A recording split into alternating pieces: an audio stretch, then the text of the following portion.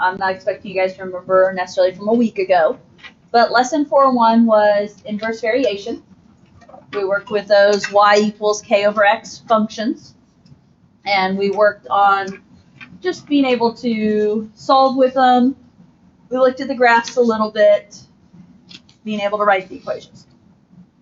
Today is our one lesson on graphing. And it's graphing rational functions. So when we talk about rational functions, basically we're talking about anything in the fraction form. So a few definitions here. First of all, rational. What's a rational number?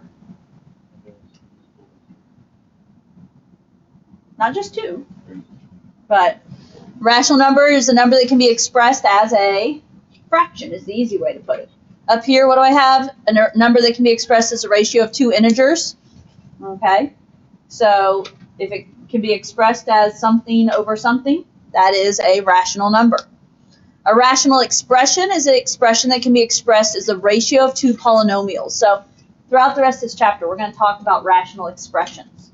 And they're rational expressions because they're of this form, p of x divided by q of x. So x is on top possibly, x is on bottom possibly.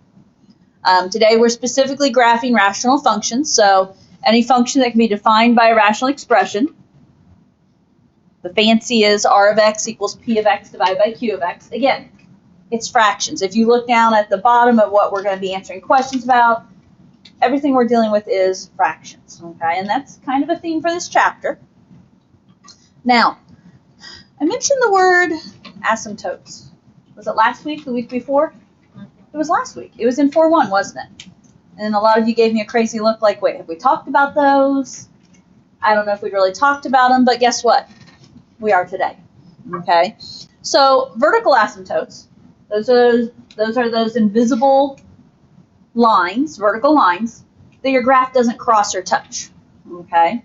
When we looked at our inverse variation, remember our inverse variation was this curve and this curve, right? There's a vertical asymptote that goes down the middle. There's also a horizontal asymptote that goes across the middle. It's lines that, invisible lines, your graph runs along and it doesn't cross or touch. So you're going to be asked to find both of these. Okay, in order to find vertical asymptotes, it's found by saying the denominator equal to 0. Okay, a vertical asymptote will always be expressed in the form x equals a number. Okay, so vertical asymptotes are always x equals a number. Horizontal asymptotes, okay, these are rules that we're going to have to learn how to use. Horizontal asymptotes are always y equals a number. And we find them by looking at the powers. So what's the biggest power in the numerator? And what's the biggest power in the denominator? Okay, and I'm going to show you examples here. So if the biggest power is on bottom, then your answer is automatically y equals 0. If the biggest powers on top and bottom match, then I'll explain that it's going to be the ratio of the leading coefficients. So we'll look, basically it's going to be the two numbers out front. And if the biggest power is on top, then there's no horizontal asymptote. There's something called a slant asymptote, but we don't talk about that right now. Okay? So vertical asymptotes, horizontal asymptotes, and then the other piece we have are holes. Holes would be basically like if a graph doesn't exist, and I don't know if it'll let me, no, it's not going to let me erase here, is it? But if a graph doesn't exist, come on. Not working out the way I want it to, but if a graph doesn't exist, and there's like a little gap, okay, that's a hole. And so we're going to talk about holes. Holes are also, just like vertical asymptotes, they're x equals a number. Occur if the functions on top and bottom can factor and reduce. If something cancels, there's a hole. Okay? So these are your rules. These are what you're going to want to refer to. These are what you're going to want to have by your side as you're doing homework. I'm going to walk you through some examples down here and explain how to use each of these pieces. Okay? So, several questions in homework ask you about vertical and horizontal asymptotes. Okay? I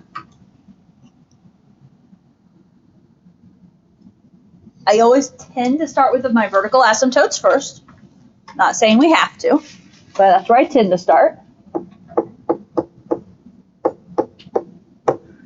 What did it say up above about finding vertical asymptotes? Tanner, you can't give up on me yet. It's just the beginning, dude. You can't give up on me. What did it say about finding vertical asymptotes? Saying the denominator. Okay, so we're going to take the denominator and set it equal to 0. What is my denominator here? X squared plus 7x plus 12. Okay. Denominator, what's in the bottom, right? So x squared plus 7x plus 12 equals 0. Okay. Think about prior algebra skills that we know. Factor. Yeah. All right, we're going to do a lot of factoring in this chapter, folks. So we're going to brush up on those factoring skills quite a bit. X squared plus 7x plus 12 does factor into two parentheses. X squared we know breaks into, bless you, x and x. I need numbers that multiply to be 12 and add to be 7. 3 and 4. Since everybody's positive, those are positive, yes? Yep. Okay, so set each piece equal to 0. And I'm running out of room. I still got to do horizontals. So x plus 3 equals 0. X plus 4 equals 0. If you solve each of those, what do we get? Okay. X equals negative 3. X equals negative 4. And that would just be by subtracting those values over, right? Okay.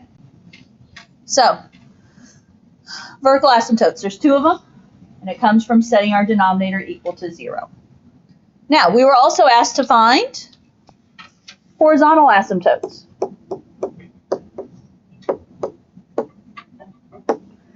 Okay. Horizontal asymptote rules. Said up above, found by analyzing our biggest powers. So, as you look at the numerator, what's the biggest power there? What's the highest power? The x to the first, right? So 1 is the biggest power. So that term is what we're going to use on top. I really don't care about the rest. What's my biggest power on bottom? X squared. X squared, right? X to the second. So we have 3x to the first on top, x to the second on bottom. Where is my larger power? On bottom, yes? Because a power of 2 is bigger than a power of 1. So, with that in mind, what I need to notice is larger power is on bottom. If the larger power is on bottom, what's my rule? What's it say up above? Larger power on bottom? Then your default answer for your horizontal asymptote is y equals 0 every time. Those are your answers. Those are your answers. Okay. Vertical asymptotes are there in red. Horizontal asymptote is in blue. Questions there? Obviously, there's a few ways that things will change and tweak from problem to problem. Okay, this was kind of our beginning example. Ready to try B?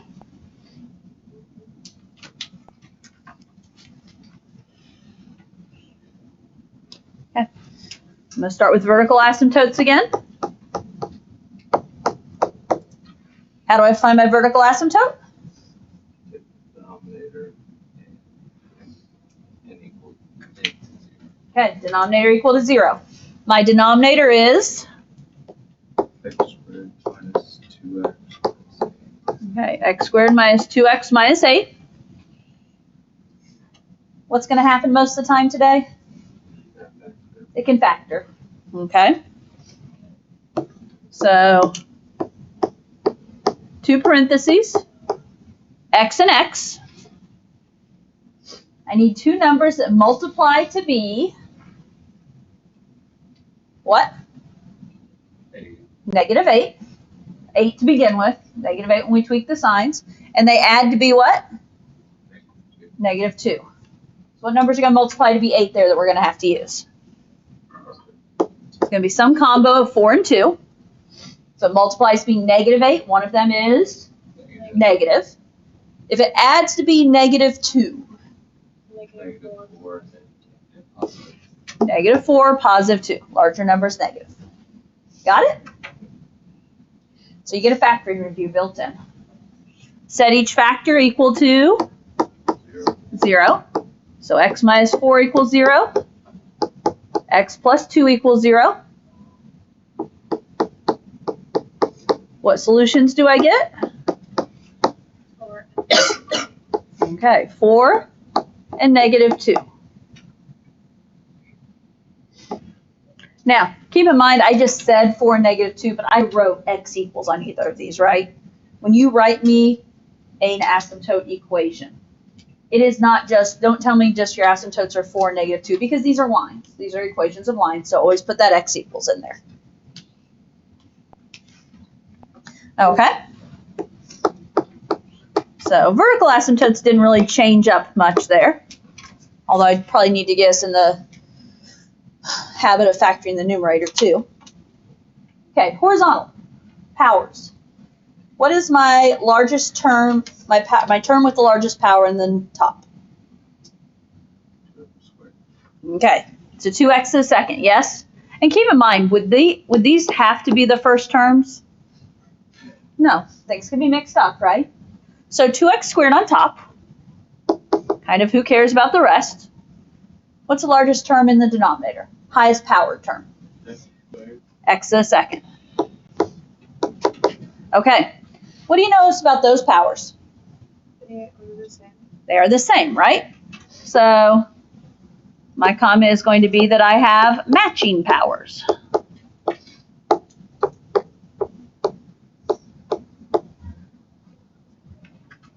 Now, for matching powers, if you go back up and read the top, if the biggest power on top and bottom match, it's the ratio of the leading coefficients.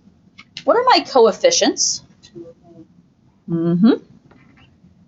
This 2 right here, and what's the coefficient down here?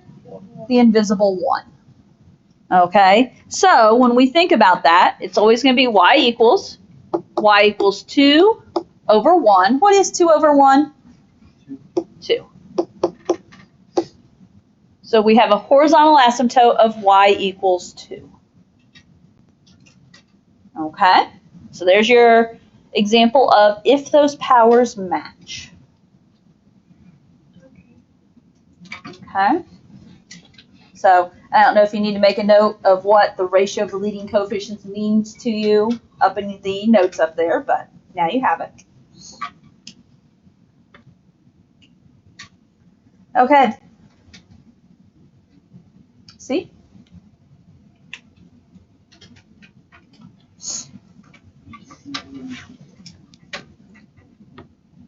Okay. How am I finding my vertical asymptotes?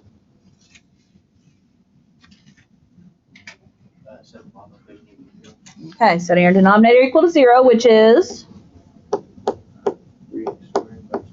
3x squared minus 12. Thoughts?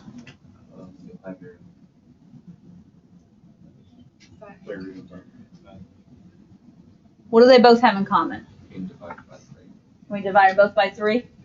Okay, so since I said equal to 0, you could divide the 3 out. I'm going to just think of GCF. If I factor the 3 out, this is 3 times x squared minus 4.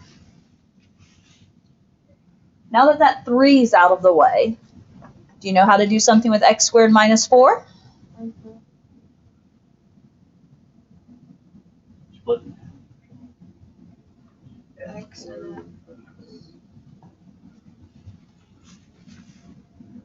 So my 3 is going to stay out front. X squared minus 4 goes into 2 parentheses, right? Yeah. X squared breaks into x and x. What do you know about 4? 2. 2 and 2. We're thinking square roots here, aren't we? Yeah, so positive 2. If it multiplies to be minus 4, I need a positive negative or negative positive, either way. Okay, that's a difference of squares. You remember factoring that? We've worked on that this year. Okay, now, as we find our vertical asymptotes, what do you notice here? Or what are we doing?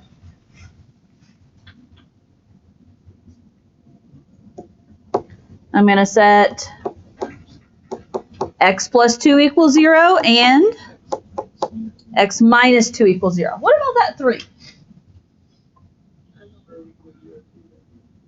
You can, but what is there not with it? There's no x. And if there's no x, is it going to mean anything? No. Now, if that said 3x, it would be a requirement. Okay, right now, if I set 3 equal to 0, I'm going to have 3 equal to 0. Nothing to solve for. So if it's just a constant, I tend to just ignore it. Okay? So solve each of these. And we have vertical asymptotes of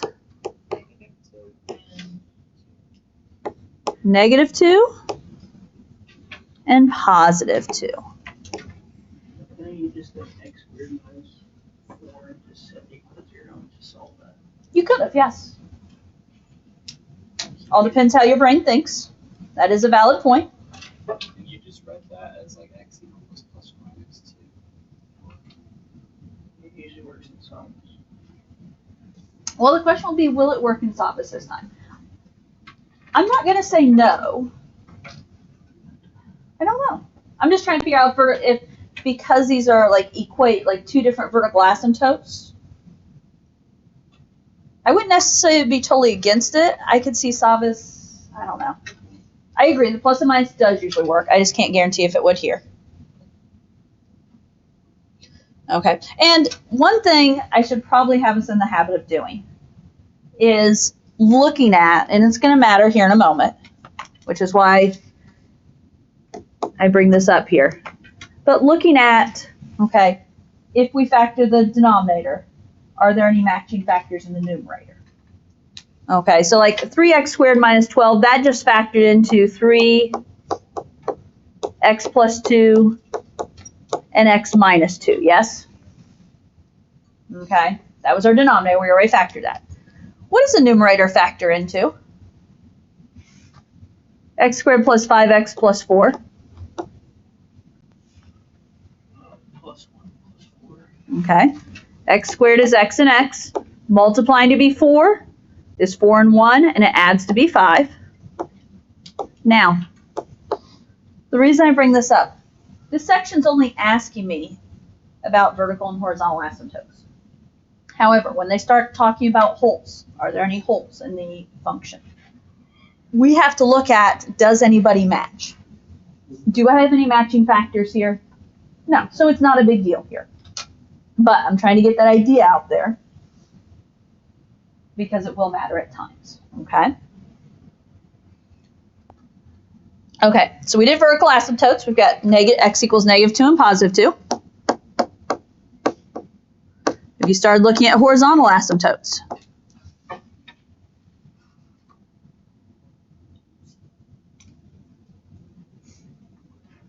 thoughts on horizontal asymptotes? They match. Okay. Powers match because my biggest power on top is the x to the second. Biggest power on bottom is 3x to the second. And so with that in mind, they are matching powers. And when they are matching powers, you use the coefficients from in front of those. And that is the 1 over 3. And it's y equals 1/3. A horizontal asymptote will always be y equals.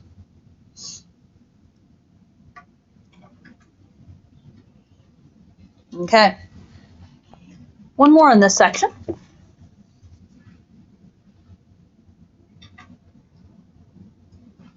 Vertical asymptotes. Are you working ahead of me?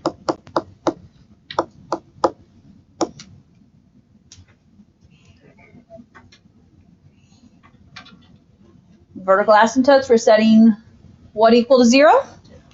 Denominator. X squared minus x minus 42 equals 0. Noticing the trend, does it factor? It does. X squared breaks into x and x. I need the pair that multiplies to be negative 42 and adds to be negative 1. Thoughts? -7. Okay. 7 times 6 is 42. Since it adds to be negative 1, I'm going negative 7, positive 6. Set each factor equal to 0. X minus 7 equals 0. X plus 6 equals 0. We know how to solve, right? What possibilities am I getting?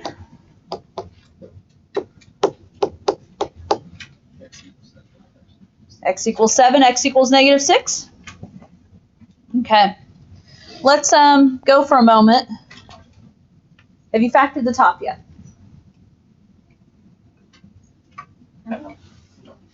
Let's factor the top too. Okay, we already know my denominator factors into x minus 7 and x plus 6. What about that numerator? Does it factor? Yes. It does. X and x multiplying to be negative 54 and adding to be negative 3. Negative 9 and 6. 9 times 6 is 54, yes. And they have a difference of 3. Adding to be negative 3, so negative 9, positive 6. What do you notice? 6 and 6. Is there a repeat here? There is. Okay. And this is what changes things up a little bit. In that, x plus 6 and x plus 6 are matching factors. Okay? They're matching factors. They could cancel each other out. Because they can cancel each other out, what there is there is a hole at x equals negative 6. Okay? Because they can cancel each other out, there's a hole at x equals negative 6. Now, here's the reason I point this out. Because there's a hole at x equals negative 6, what can there not be also? There can also not be a vertical asymptote. It's one or the other.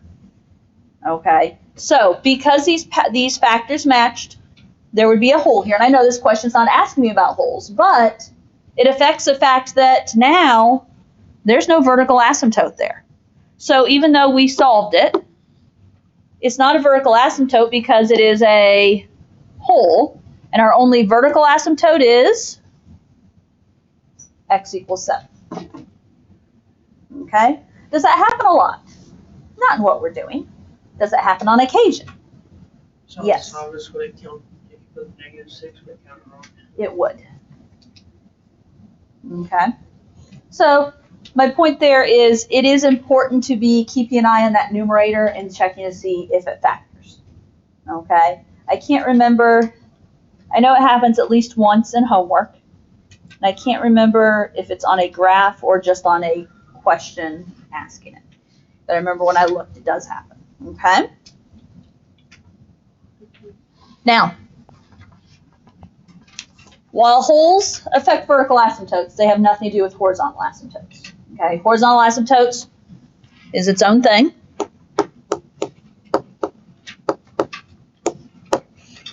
What do you notice on horizontal asymptotes? They match, right? And I would always go back to the original before you factored anything. Okay? So before I factored it was x squared over x squared, right? X squared over X squared, as you guys said, is matching.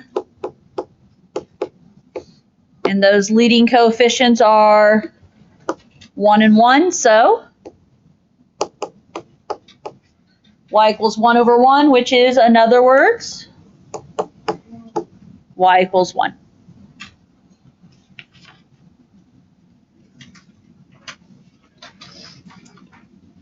Okay, guys. This is your introduction to, okay, how are we finding asymptotes? Okay. This is, as we look at graphs, being able to recognize this information, being able to look at the equations to recognize it is good. It's cold in here. Okay. Now, on the back side, we're going to put this to use in terms of graphs. So we're still going to be using asymptotes, but we're going to put it to use in terms of graphs. Now, I will say, these are not, yes, we're going to talk about how to graph them totally by hand, but if you know some basics here, they'll give us an idea, okay? Because the basic shape of all of these is going to be that inverse variation, where there's two opposite curves, whether it be up here and up here, or the opposite diagonals. But there's going to be two opposite curves is what we're looking at. It's just a matter of where your asymptotes are. Okay, so as we graph each function, it will ask you to identify your asymptotes and your intercepts. So I kind of have this as kind of a step 1 and a step 2. Step 1, I'm going to start with my asymptotes. Okay, so vertical and horizontal.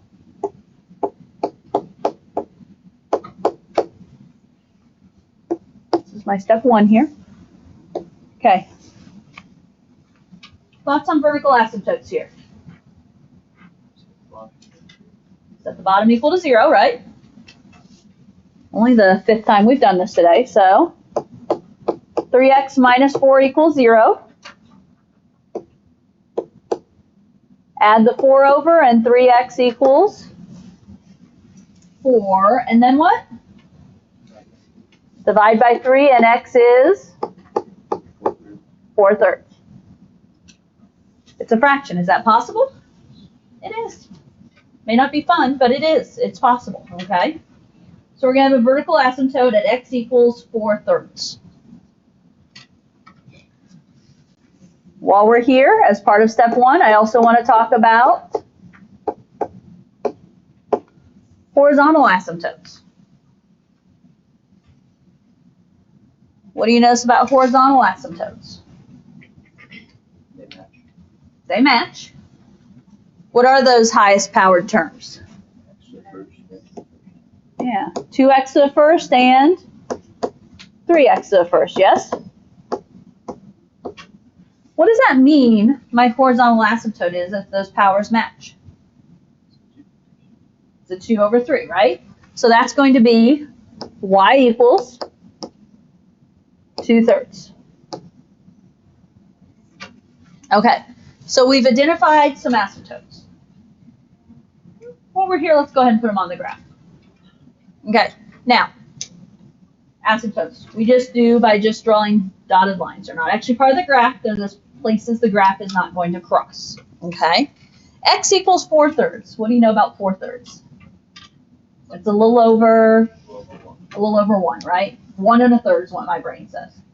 So we're going to go on the x-axis. Here's my x-axis, right? I'm going to go a little over 1, which is hard to do on this graph. And I'm going to draw my vertical asymptote. Here's my vertical asymptote of x equals 4/3.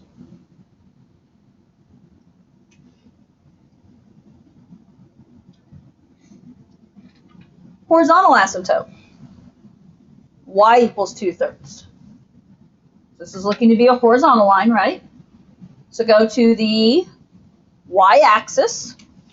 And where am I going on the y-axis? 2/3, which is a little less than 1. Okay. And they won't always be these fun fractions, okay? So, a little less than 1. And I'm going to put in my dotted line. Okay? So there's my asymptotes.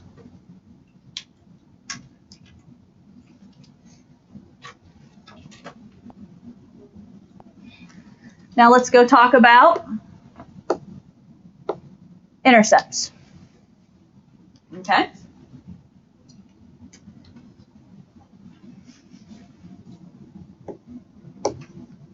Trying to be organized about this, okay? How do we find intercepts? Intercepts happen when, well, when they cross the X or Y axis, right? Intercepts happen when something equals 0. Because if it's an X-intercept, it's when Y equals 0. And it's a Y-intercept, that's when X equals 0. Okay? Now, the trick is that my function is a fraction. And that changes up just a little bit. Well, it doesn't change it up. It just makes us think a little differently. So I'm going to talk about my X-intercept first. So X-intercept, where's this graph going to cross the X-axis? Normally we think when Y equals 0. Well, what is Y? In this case, f of x. So what we're looking at here is when does this fraction equal 0? When does a fraction equal 0? When what part of the fraction is 0? When the top is 0. So in order to find x-intercept in this situation, we're going to set the numerator equal to 0. Okay? Numerator equal to 0. In this case, my numerator is 2x plus 1. Do the math. Subtract 1 over. 2x equals negative 1, and x is negative 1/2. So that's my x-intercept. Where is that on the graph?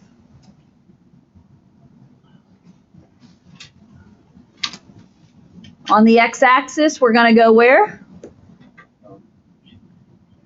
Left 1/2. You could also think of this as the ordered pair, negative 1/2, comma 0, if that works better for your brain. But it's an x-intercept. So what this gives me good information. I know you're thinking it's just 1 point, but that tells me there's going to be a curve down here. So there's going to be something happening down here. That's what I know right now. Okay? Y-intercept.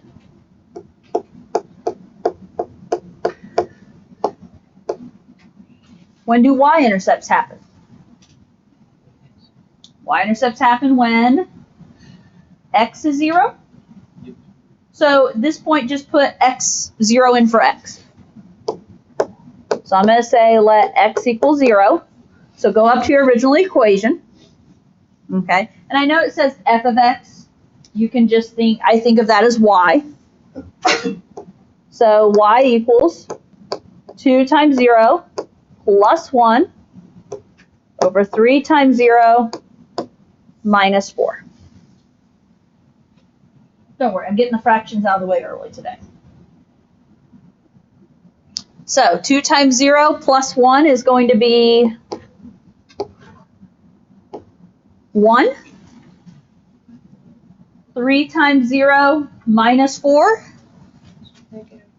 is negative 4. So we end up with 1 over negative 4, which is negative 1/4. This is your y-intercept. So you can think of this as 0, comma, negative 1/4 if you want. So on the y-axis, where's this point going? Down 1/4. Ends up very close to that other point, doesn't it? Such is life. Now, what this tells me, folks, is that I'm probably going to have I'm going to have a piece of graph, and it's going to run along, right along there, okay? Now, where would you expect the other piece of this graph to be then? This is down here in this bottom left diagonal, or quadrant. The other piece is probably going to be Up and across. the top right. Now, my suggestion here, okay, they just ask us to do asymptotes and intercepts. My suggestion, if you're a little hesitant, is to pick some other points, okay? And that's what I'm kind of calling, it's step 3 in my book.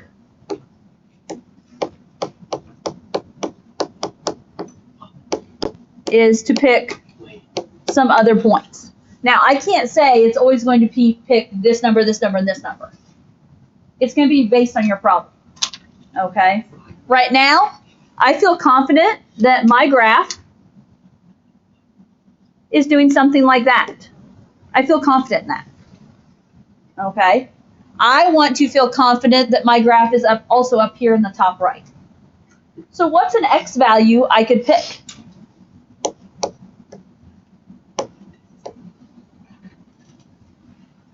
So what's an X value that would put me over here?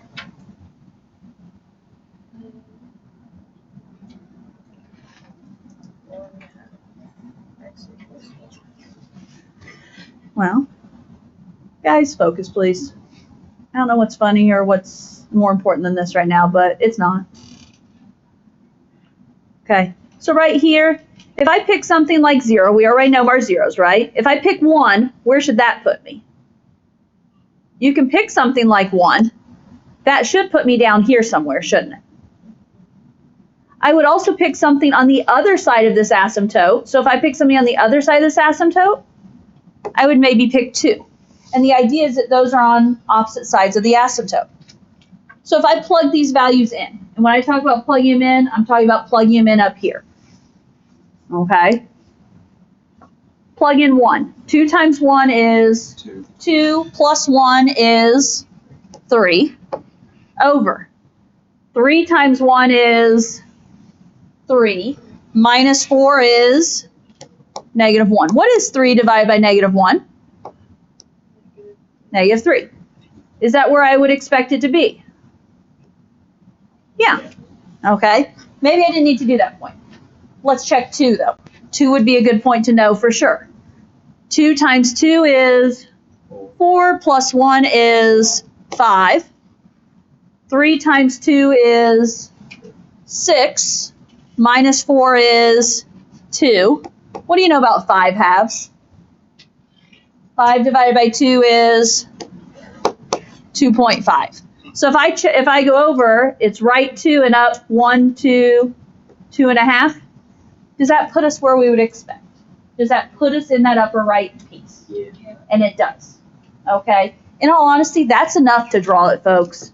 You can try more dots if you want.